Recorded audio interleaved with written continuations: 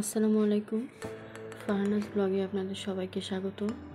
কাছে এবং দূরে, দেশে এবং দেশের বাইরে যে যেখান থেকে আমার ভিডিওটি দেখছেন, আশা করি সবাই ভালো আছেন। আমিও আলহামদুলিল্লাহ ভালো আছি। তো এই যে আজকে চলে আসলাম সকাল সকাল আপনাদের সাথে ভর্তা শেয়ার করার জন্য। তো আজকে 3 রকমের ভর্তা দেখাবো। তো প্রথম হচ্ছে আলু ভর্তা করতেছি। এই যে আমি আমাদের বাসায় ঝাল খুব কম খায় সবাই, এই জন্য 3টা মরিচ দিছি মাত্র, ছোট ছোট, আর পরিমাণে অল্প, মানুষ কম তো।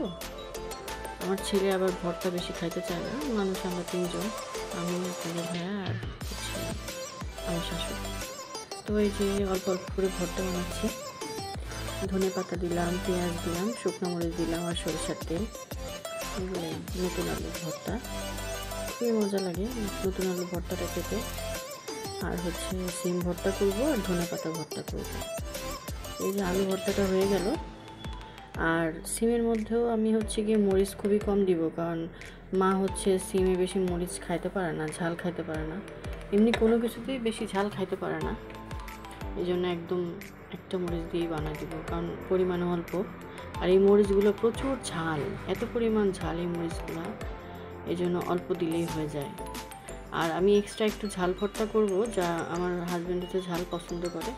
তো ওই যে এক্সট্রা যে ঝাল ভর্তাটা করবো ওইটা দিয়ে আর কি মিশায় খাবো, এই জন্য আলাদা করে একটু ঝাল ভর্তা করবো। ওইটা দিয়ে শুধু ভাত খেতেও খুব মজা লাগে। আসলে শীতের ধনে পাতা তো খুব ঘ্রাণ, তো এই জন্য ভর্তা বানালে খুবই সুস্বাদু হয়। তো ওই ভর্তাটা আমি যে কোনো ভর্তা বানাইলে একটু মরিচ আলাদা করে মাখায় রাখি। আজকে আলাদা করেই বানাবো, একটু বেশি পরিমাণ বানাবো, সবাই একটু একটু খাবো সেজন্য। এই যে আমার সিম ভর্তাটাও হয়ে গেছে, একদম বটি সিম। বিচিগুলা খুব ভালো লাগে আসলে বটি সিমের ভর্তাটা খেতে, বিচিগুলো সবাই খেতে মজা লাগে। এই যে সিম ভর্তা হয়ে গেল, এখন মরিচ ভর্তাটা বানায় ফেলবো। শীতের দিনে ধোয়া ওড়া গরম ভাত, ধোয়া ওঠা গরম ভাতের সাথে ঘি আর এই ভর্তা মানে অমৃতর মতো লাগে, আসলে খুব সুস্বাদু খাবার।